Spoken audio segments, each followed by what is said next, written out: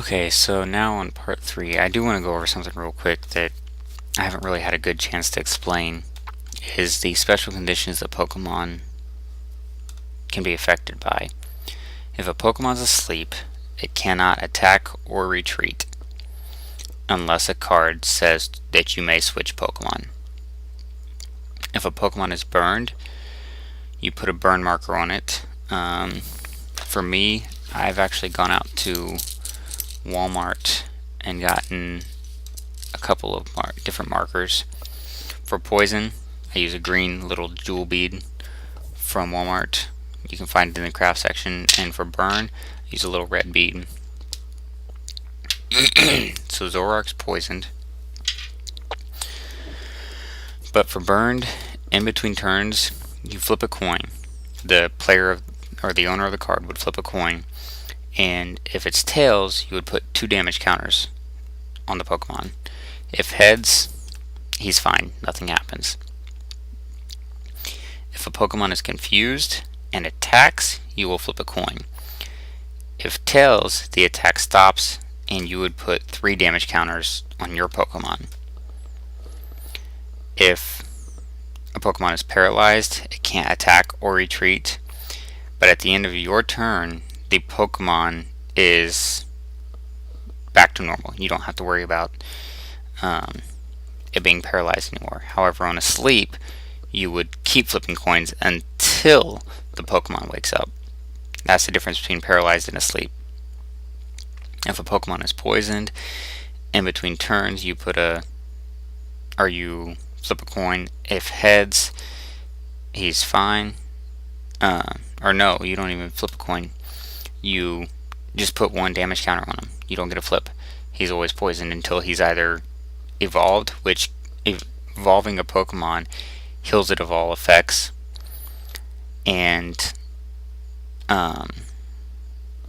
or unless you can heal using like a Life Herb card, which heals you of all special conditions and heals 6 damage also from your Pokemon, which is a fairly good card.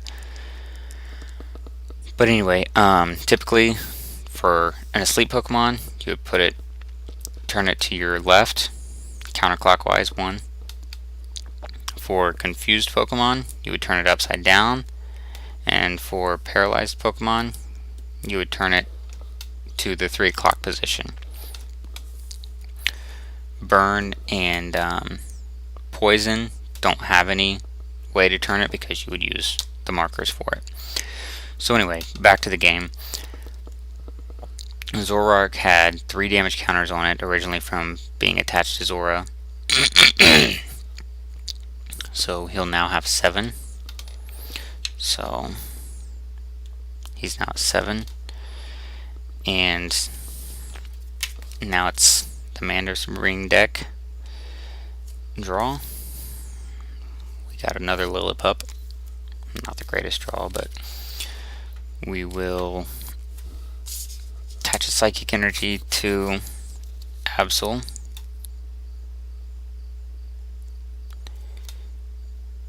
And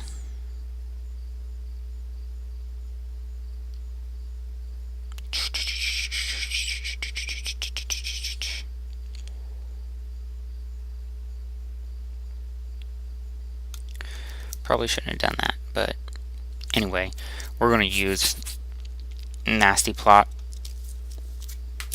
to go get Mandibuzz.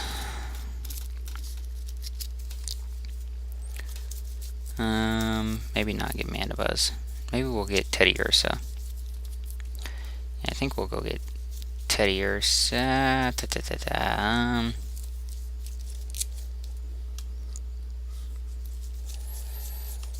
Let's see. We'll actually go get Interviewer's Questions. Maybe we can get some more energies in our hands to start attaching to like Herdier and preparing Volibee and Absol. And we'll cut.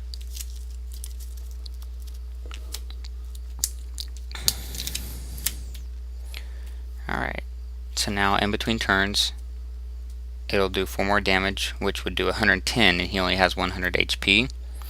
So he will Faint. And you'll notice the HP in the upper left hand corner. So Zoroark's knocked out, and Mew deck gets to draw a card, a prize card. It's Gengar. Not a bad draw. And before the Mew deck gets to go, the Mandarin deck has to put up a basic Pokemon. Or not a basic Pokemon, but a Pokemon from their bench. It can be the evolved one, so I could pull up Herdier. But we're going to pull up Absol because his ability says as long as Absol is your active Pokemon, whenever your opponent puts a basic Pokemon from his or her hand onto his or her bench, do 2 damage counters on that Pokemon, which would be good. Wish we could have gotten him out sooner with Mandibuzz, but that's okay. Because if we attach a rescue energy here at all, then it will put 2 damage counters on Mew if we have to place him back out at all. So anyway, next turn, draw, Pokemon Collector.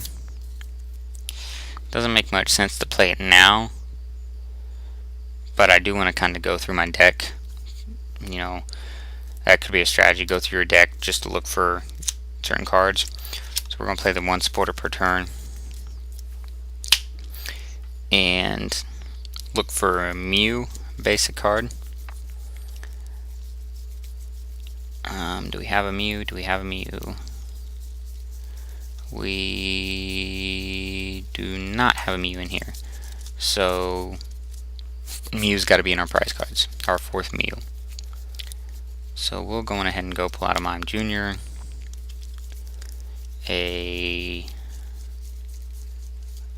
another Mime Jr., and a Cleffa, because they have to be basic Pokemon for Pokemon Collector.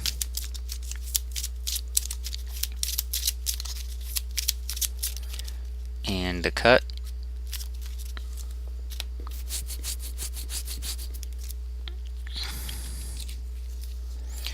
Okay, we'll go ahead and put down another Mime Jr.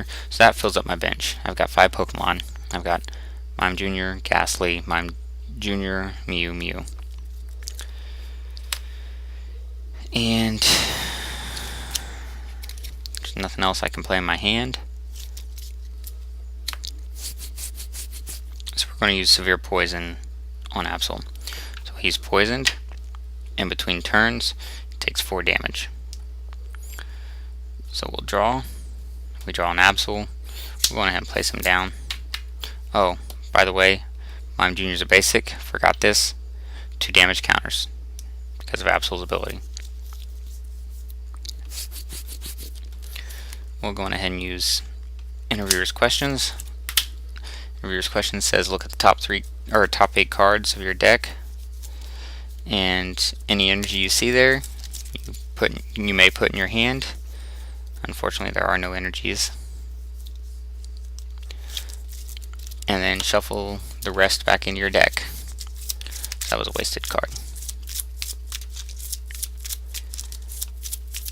And we'll cut. No energies to attach. We can't use his attack.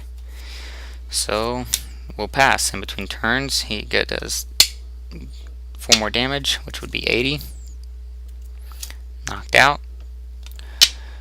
Mew draws a prize card, Pokemon Collector. And we're going to go ahead and pull up this Vullaby. Or, I mean, this Herdier. And we'll pick this up in part 4.